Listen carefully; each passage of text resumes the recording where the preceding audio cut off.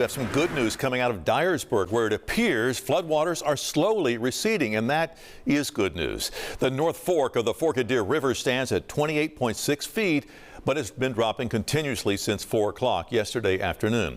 WRG's Mike Sirianni is in Dyersburg, where some people decided not to leave their homes.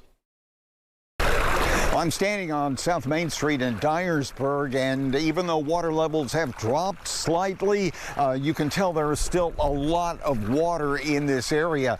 The current here very swift by me as water rushes into businesses and nearby neighborhoods where some folks evacuated and some folks chose to stay.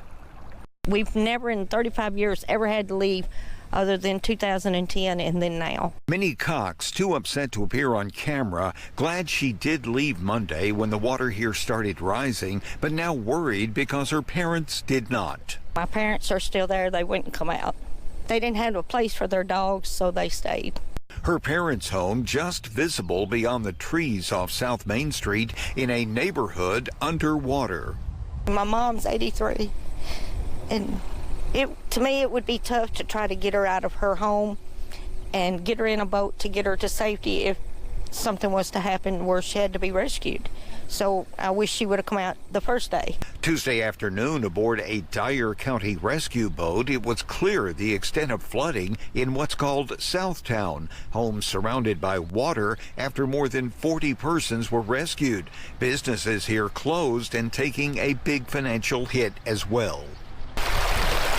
A mile away in East Dyersburg, the same issues caused by the North Fork of the Forked-Deer River, and very alarming for this 13-year-old. I'm scared because it might get our house. The American Red Cross shelter at the First United Methodist Church is caring for a number of flood victims.